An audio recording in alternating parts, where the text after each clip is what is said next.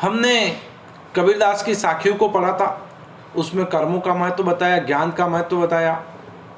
विभिन्न साखियों के माध्यम से कबीरदास ने अलग अलग संदेश दिया। कबीर ने सांप्रदायिक भेदभाव से ऊपर उठने की बात कही। यहाँ शब्द दे रखा है, इस शब्द में उन्होंने सांप्रदायिक भेदभाव से ऊपर उठने की बात कही है, बाह्य आडंबरों से दूर रहने की बात कही है।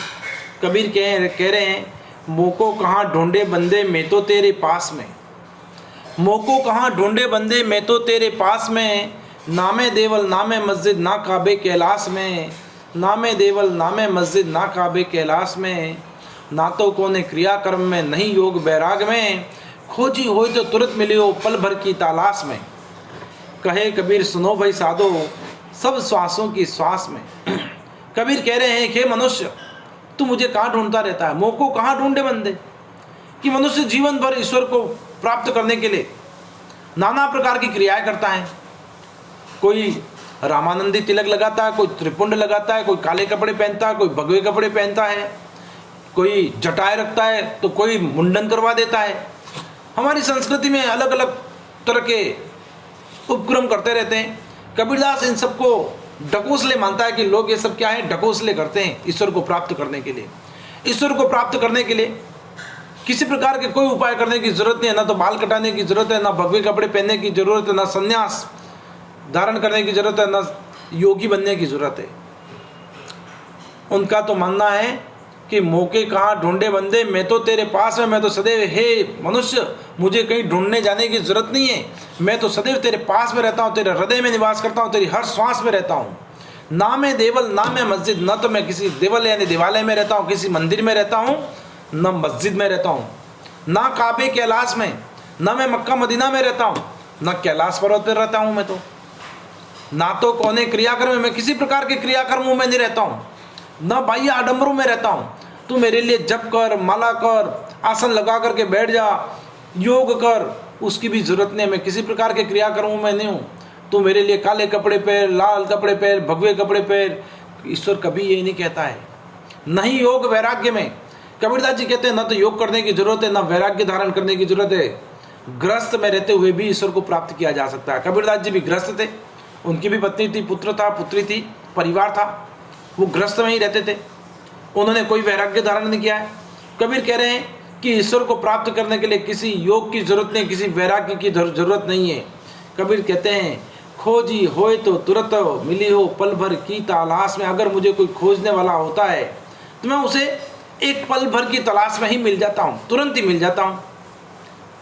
यानी कि सच्चे मन से, सच्चे हृदय से मुझे याद करता है, मैं उसे प्राप्त हो जाता हूँ। कहे कबीर सुनो भाई साधो सब श्वासों की श्वास में। कबीरदास जी कहते हैं कि हे सज्जनों, हे संतों, सुनिए कि ईश्वर तो हम घट घट वासी है, हमारी हर श्वास में निवास करते हैं। जब तक हमारे हृदय में श्वास चलती रहेगी तब तक ईश्वर का वास हमारे हृदय में रहेगा। जब हमारे हृदय से श्वासें कम हो जाएगी तो ईश्वरीय तत्व भी समाप्त हो जाएगा। यहाँ पे अर्थ भी दिया है कि मनुष्य जीवन भर ईश्वर को पाने का उपाय करता है तथा नाना प्रकार की क्रिया करता है, पर उसे प्रभु के दर्शन नहीं होते। इसी संबंध में स्वयं निराकार मनुष्य से कहते हैं कि हे मनुष्य, तूने मुझे कहाँ खोजा, मैं तो तेरे पास में ही हूँ। मैं किसी मंदिर, मस्जिद या देवालय में नहीं रहता हूँ, न किसी तीर्थ स्थान पर रहता हूँ, मैं किसी पाखंडी क्रियाओं में भी नहीं हूँ। उसे मैं पल भर में ही मिल सकता हूँ, क्योंकि मैं तो हर प्राणी की प्रत्येक सांस में मौजूद हूँ। मुझे खोजना है तो तुम उसे मुझे अपने मन में ही खोजो, अपने हृदय में ही खोजो। फिर तुलसीदास कबीरदास जी का दूसरा शब्द है, संतो भई आई ज्ञान की आंधी रे।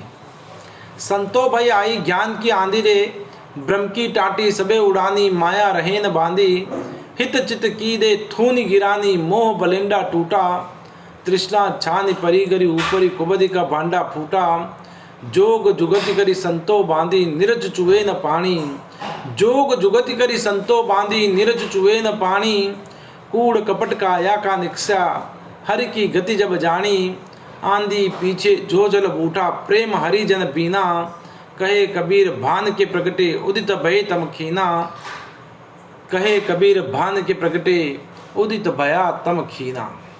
कबीरदास जी कह रहे हैं यहाँ पे कि संतों भाई आई ज्ञान की आंधी रे, कि हे सज्जनों, हे संतों, अब ज्ञान की आंधी आ गई है, अब ज्ञान का प्रभाव हो गया है, अब भ्रम की टाटी सबे उड़ानी, अब मनुष्य के अंदर जो भ्रम था उस भ्रम को उड़ा दिया है। अब माया रहे न बांधी, अब मनुष्य को माया बांध के नहीं रख सकती है। कबीरदास जी का मानना है कि संसार में आने के बाद मनुष्य है जो सांसारिक मोह माया में फंस जाता है, माया जाल में फंस जाता है। कबीर कहते हैं मैं हंसा तो जग रोया और मैं रोया तो जग हंसा। उनका मानना है कि संसार है जो मोह माया से युक्त है। मनुष्य जन्म लेता है उसमें कुछ भी लेकर के नहीं आता और मरता है उसमें कुछ लेकर के नहीं जाता है, लेकिन इस धरती पर आता है तो माया रूपी जाल में फंस जाता है, सांसारिक मोह जाल में। ये मेरा घर है, ये मेरी गाड़ी है, ये मेरा पुत्र है, ये मेरी बेटी है, इस प्रकार के कई प्रकार मोह माया लालच में फंस जाता है।